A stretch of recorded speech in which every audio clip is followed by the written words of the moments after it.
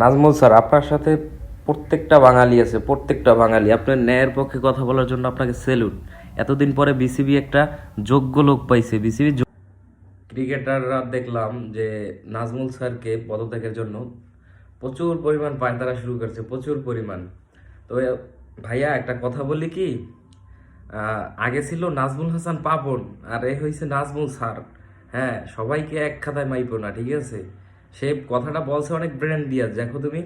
সে বলছে কি যে তোমরা যদি দেশের বাইরে যে খেলতে যাও, তখন যে তোমরা জিততে না পারো, তখন যে ক্ষতিপূরণটা দেয় তারা, সেটা কি আর চায়? কিন্তু তোমরা তো তার কোনো অবদানই রাখতে পারো না।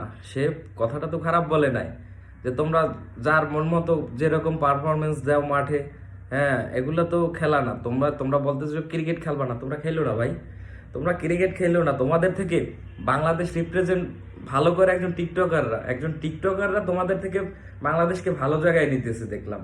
হ্যাঁ, তোমরা যে কি করো ভাই, তোমাদের দেখা হয়েই গেছে। তোমরা যদি ক্রিকেট না খেলো না খেলো, এখন মানে তোমরা জোয়ারে জোয়ার দিতেছো, সবাই দেখতেছো যা মানে যা হয় সবকিছুর জন্য সবাই একটা আন্দোলন শুরু করে।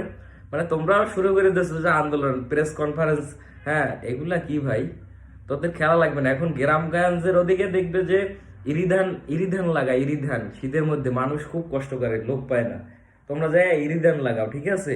তোমাদের ভাই খেলা লাগবে না ভাই, তোমাদের খেলা লাগবে না। বাঙালি তোমাদের খেলা দেখতে চায় না।